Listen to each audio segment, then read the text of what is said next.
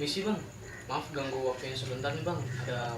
Ada beberapa pertanyaan yang mau gue tanyain ke abang mengenai pengaruh media sosial terhadap minat belajar mahasiswa. Gua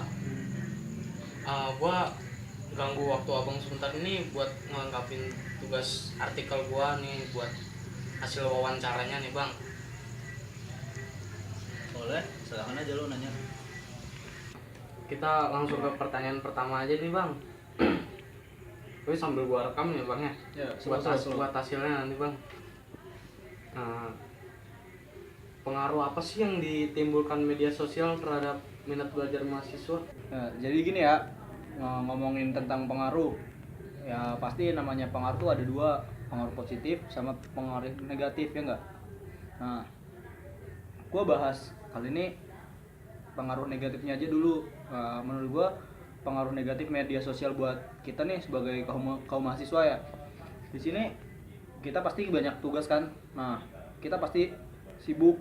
Nah, media sosial ini sebenarnya memudahkan kita buat nanya-nanya ke temen.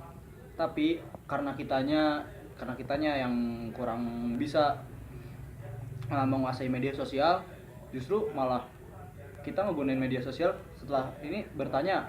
Misalnya lu nanya ke temen lu tentang tugas, ujung-ujungnya lu malah ngomong kesana kemari, lu ngomong tentang cewek lu lah ibaratnya, tentang apalah, malah ujung-ujungnya lu lupa buat ngerjain tugas-tugas yang yang disuruh dosen buat lo. Nah, itu buat negatifnya. Nah, dari sisi positifnya lo bisa ambil yang tadi, media sosial ini ngegampangin kita, bukan ngegampangin ya, memudahkan kita buat yang namanya nyelesain tugas. Kan di sini udah canggih ya, ada Google. Nah, lo bisa searching tentang materi-materi yang ditugasin ke lu dari dosen. Nah, itu dari sisi positifnya. Udah sih, dari kalau pengaruh menurut gua itu doang. Tapi masih banyak lagi sih pengaruh mah. Gitu ya bang ya. Kita ke pertanyaan kedua nih bang. Apakah semua mahasiswa dalam menggunakan media sosial itu udah tepat belum sih? Ya, ngomongin tepat atau enggaknya, menurut gue sih rata-rata mahasiswa menggunakan media sosial tuh udah tepat sih, karena ya buat itu tadi penyelesaian tugas. Rata-rata mahasiswa tuh bener-bener yang namanya buat tugas tuh mencari tugas, bener-bener dia mengolah dari ya sumbernya itu dari Google, itu dia cari di Google.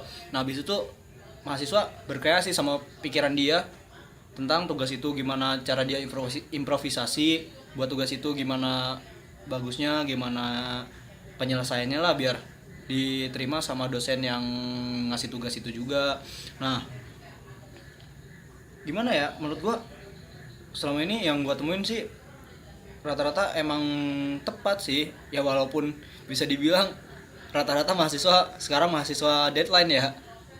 Udah sih, menurut gua itu aja. Oke nih bang, kita ke pertanyaan terakhir nih bang. Ada nggak sih hal-hal yang pengen abang sampaikan ke semua mahasiswa nih bang terkait pengaruh media sosial yang ada saat ini?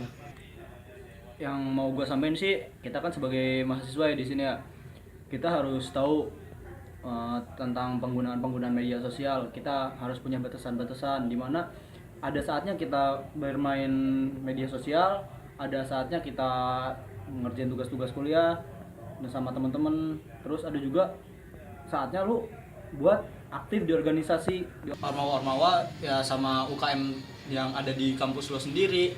Dimana cara lo ngebagi waktu itu jangan sampai lo bener-bener waktu lo itu terfokus cuma buat media sosial. Karena sebenarnya kita tuh hidup tuh nggak buat cuma di media sosial doang. Media sosial mah lu cuma balas chat temen lu tanpa tahu ekspresi temen lu kan ya. Nah, alangkah baiknya kalau emang lo sempetin nanya langsung, dimana ya lo saat nanya itu pasti yang namanya interaksi secara langsung tuh nggak bikin kaku saat lo ketemu gitu tuh. Kalau di media sosial kan pasti ada efeknya juga. Nah, sama temen lo kadang kaku, nggak saling sapa lah ibaratnya mah ya. Itu aja sih menurut gua mah. Oke nih bang, makasih bang buat waktunya udah nyempetin jawab pertanyaan wawancara gua nih. Makasih ya bang. Selalu aja lagi. Iya. Kalau ada tugas-tugas lagi, boleh kok nanya-nanya ke Oh, gue iya. aja, gue siap bantu. Enggak, ini maaf aja nih udah ngerepotin, udah apa, mengganggu waktunya. Selalu. Masih banyak ya bang ya. Ya, sama-sama.